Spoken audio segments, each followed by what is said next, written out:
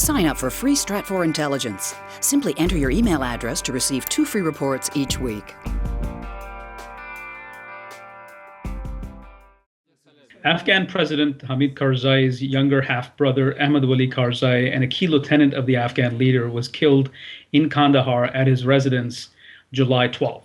There are all sorts of reports as to the circumstances in which Ahmed Wali Karzai was assassinated.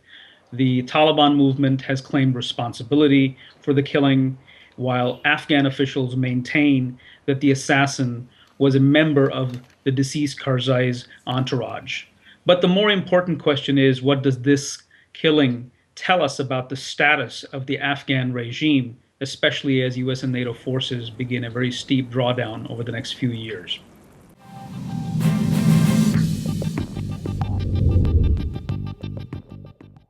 Ahmed Wali Karzai's killing comes at a very difficult time for President Hamid Karzai, because he is at a stage where his regime is adjusting to a new emerging reality, one in which US and NATO forces will be drawing down until a 2014 deadline is met, when most US and NATO forces will be out of the country.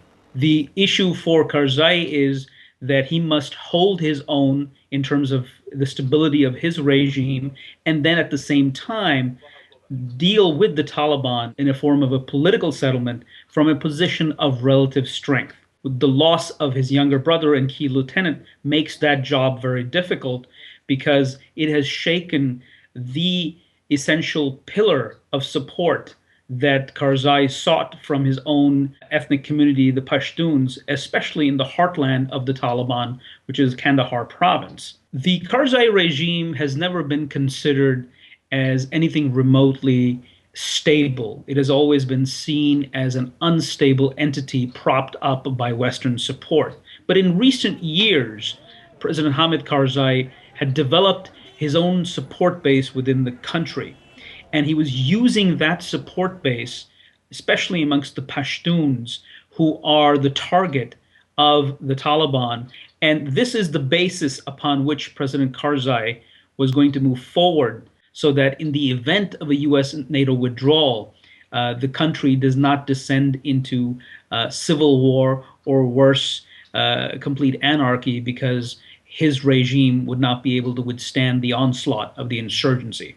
For Washington and the other NATO countries, it is essential that the Karzai regime be able to sustain itself and stand on its own, so that it can serve as an arrestor in the path of the Taliban, who are seeing a resurgence. More recently, what has happened is that there has been an expectation that while the Taliban resurgence cannot be stemmed, it can be contained to a certain degree. And the assumption was that the Karzai regime and its security forces and its set of alliances throughout the country will allow the Karzai regime to have a fighting chance against a resurgent Taliban. And with President Karzai losing a key pillar of support in the South in the form of his half-brother, the question is, can the Karzai regime continue to remain on that course? The untimely death of Ahmed Wali Karzai creates a situation where it is very likely to become very difficult for President Karzai and his regime to be able to maintain stability in the South once US and NATO forces begin the drawdown.